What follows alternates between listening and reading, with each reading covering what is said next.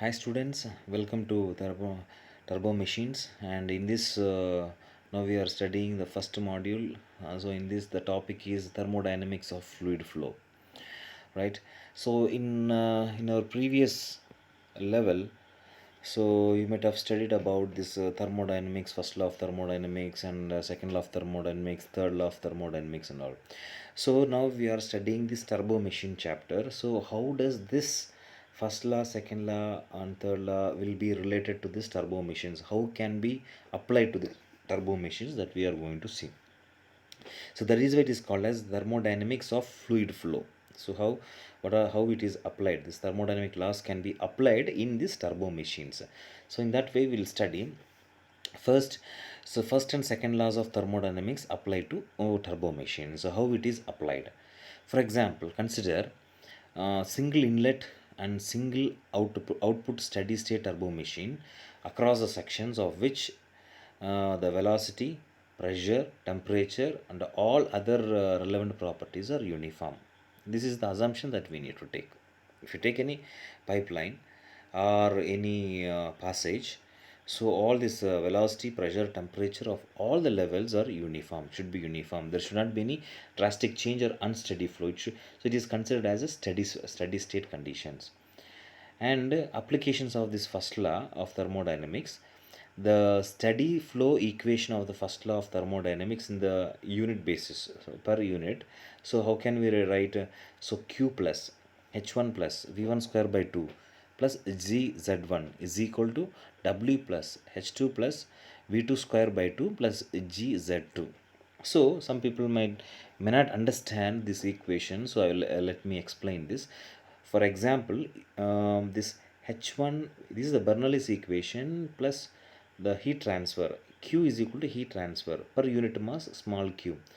If it is overall heat transfer, it's a capital Q. So that is the difference between capital Q and small q, right? So for two sections are there. So let us take section 1 and section 2. So h1 v1 and z1 h2 v2 z2. So h1 indicates the first section, and 2 indicates the second section. And q is a heat transfer plus h1 head coefficient, v1 square by 2g, 2 is a velocity coefficient, and gz1 is the potential head.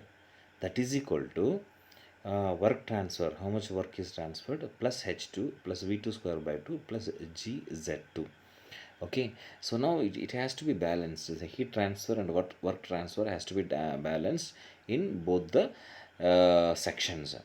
So q and w are heat transfer, work transfer per unit mass flow across the, so we consider it as a per unit mass. That is what unit mass, as I told you, that first assumption that we have taken for unit mass that we consider across the boundary of the controlled volume respectively. Now what enthalpy? So stagnation enthalpy, so h naught, stagnation enthalpy is taken as h naught, and h is the pressure head. Okay, enthalpy h naught is equal to h plus v2 square by 2 plus gz. So entire thing can be written as h naught.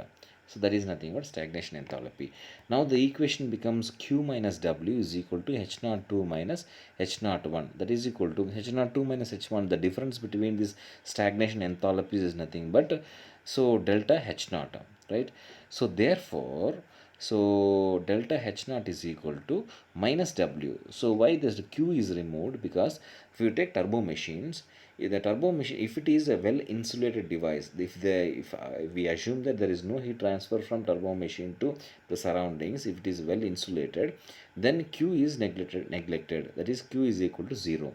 Then the equation becomes delta h naught is equal to minus w.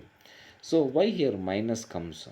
So energy transfer is numerically equal to change in stagnation enthalpy of the fluid between the inlet and outlet of the turbo machine.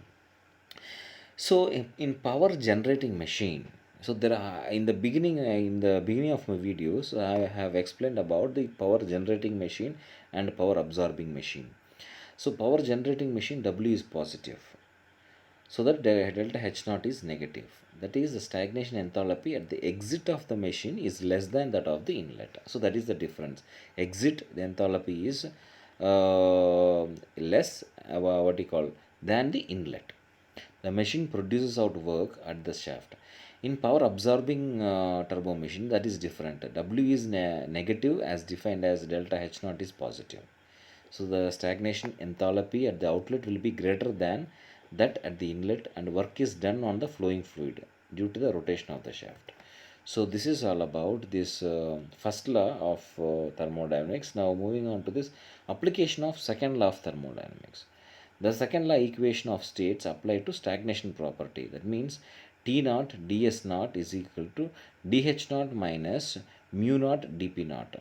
Here in this differential equation, so T temperature and change in entropy is equal to change in enthalpy minus V into dP. V naught into change in pressure, volume into change in pressure. So here everywhere you come across T naught ds naught, that indicate the stagnation properties T naught and ds naught. So for the above equation, so this can be written as dh minus dw.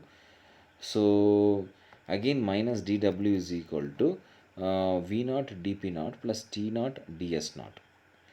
Again here power generating and power absorbing machine comes into picture. In power generating machine, dp naught is negative, such since the following fluid undergoes a pressure drop when mechanical energy output is obtained.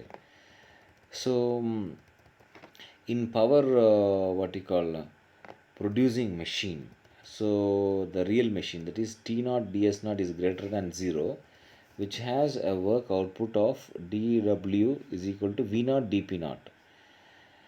So so finally, so d minus dw is equal to T naught ds naught plus V naught dP naught. Okay, this represents the decrease in work output due to the irreversibility in the machine. Therefore, the reversible power generating machine exhibits the highest mechanical output of all the machines undergoing a given stagnation pressure change. So the same argument or the explanation may be used to prove that a reversible power absorbing machine needs the minimum work output of all the machines for the given stagnation pressure rise.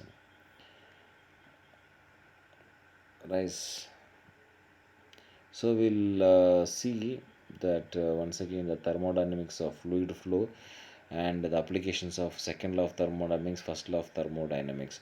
Now in a quick short span of time, so we'll finish off the efficiencies of turbo machine.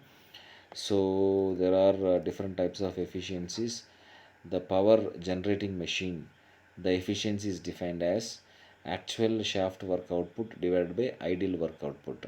So W shaft divided by ideal work output. For power absorbing machine, the efficiency is defined as so ideal work input divided by actual shaft work input. Okay, for power generating turbo machine, so mechanical energy supplied by the rotor, hydraulic energy, hydrodynamic energy available from the fluid into actual shaft work output into mechanical energy supplied by the rotor. So this is power generating turbo machines.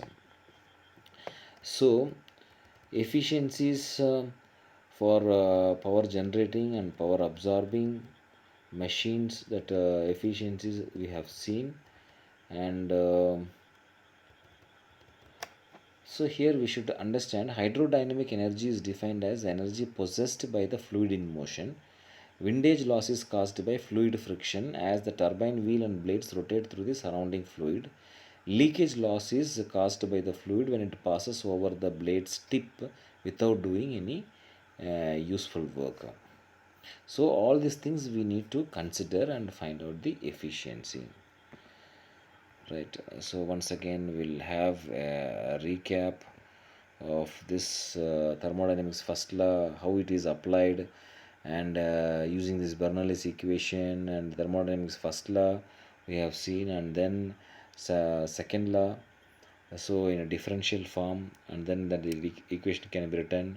Then moving on to efficiencies of turbo machine, We have seen the power generating machine, the efficiency, and power absorbing machine, the efficiency, and power generating turbo machine. So all these efficiencies we have seen in this video. So thank you for watching this video.